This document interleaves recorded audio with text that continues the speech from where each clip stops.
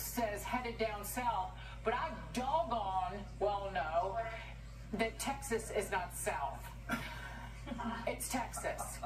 Fox Business, Lauren Simdaddy joins us now. Hey, Lauren. I'm not touching that, Dagan. You're Texas right. is Texas. I'll proceed. It's not the South. And Texans get offended, not Right. Southerners. Well, this New Yorker does think that Texas is the South, and I love it. And guess what?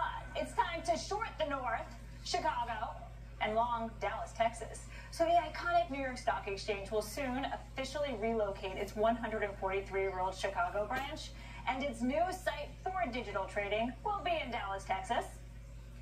We have no state income tax. All of our elected officials work very hard to keep property taxes low and opportunities high for small businesses, entrepreneurs. All kinds of businesses are coming to Texas. We are very conscious that you have to be able to make a good salary, live in a safe place, have a place for your children to grow up and go to school, and your family to thrive. The financial world seems to be thriving in the Lone Star State. Another exchange, the Texas Stock Exchange, they'll open in Dallas with plans to start trading next year. This completely shocked me. Texas has over 1 million people already employed in financial services and investment banking. That compares with 963,000 in New York, which is home to Wall Street.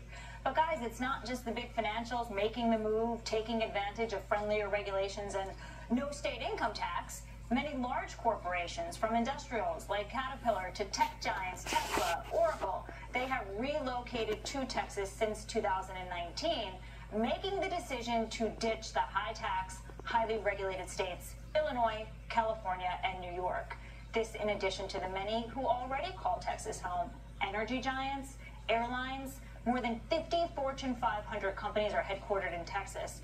And when you think of Texas as an economy, it's the 8th largest in the world.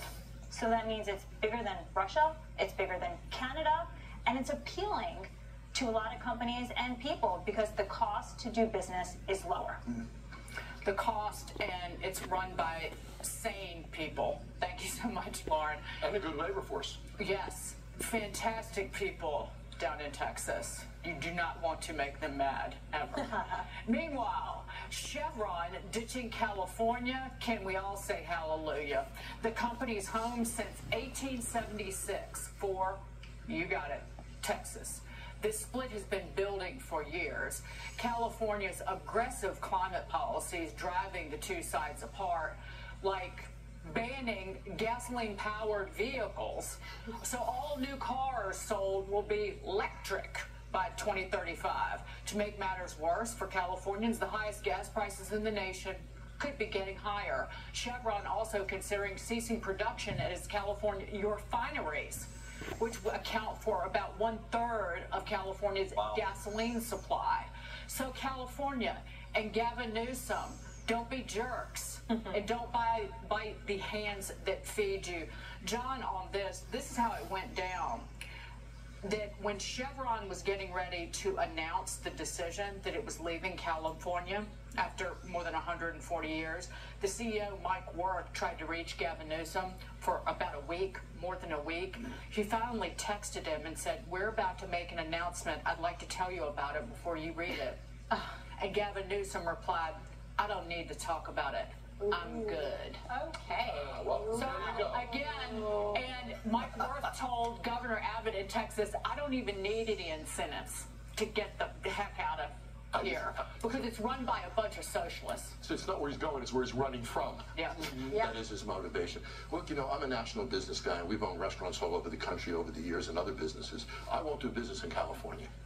I won't do business in California. Workman's compensation, liability, employee liability, general costs of doing business, regulatory issues, massive environmental issues, some completely absurd.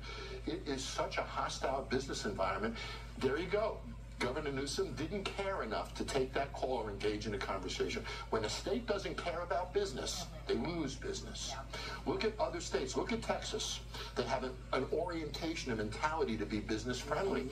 And the end result is going to be the businesses are going to flock to the climate that supports them. It's the socialist cocktail of arrogance and moronicy. Yes. That where they will drive they will drive away what is good for the state. Right. Like restaurant owners and chains and Chevron. Jackie? It's really interesting to me because as someone who's covered oil and gas for a really long time, the reason that Chevron was having its headquarters there was because California was very different back then. They had significant investment there. I think they would have liked to ultimately stay there, but they couldn't. And obviously we know there are certain red states, Texas being one, that treats businesses better. But also Chevron made an announcement today that they're laying off 20% of their global workforce. These are companies that are, they're massive companies, but yet they're also facing the challenges that every other small business and you and I at this desk are facing day to day. And that'll be 8,000 people on a corporate basis. If it includes the service stations, it would be another 5,400. And so it shows you that companies are feeling that pinch. They're trying to figure out whatever they can do, even if it seems desperate to move your headquarters to a state that is more business friendly. These are dire times. Well, and you think about people moving and companies moving, and that's such an important part of the story.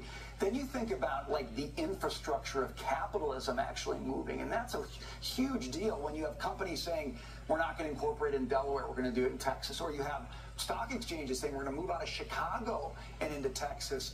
That's like shifting the center of gravity in America. It is, but here's what's interesting. It's happening.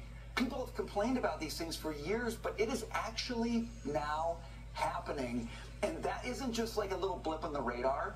It changes actually the radar of America, so to speak. So think about this.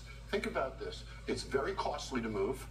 It's a real pain to move. Yeah. New labor force. Nobody wakes up in the morning and says, I want to do this as a CEO.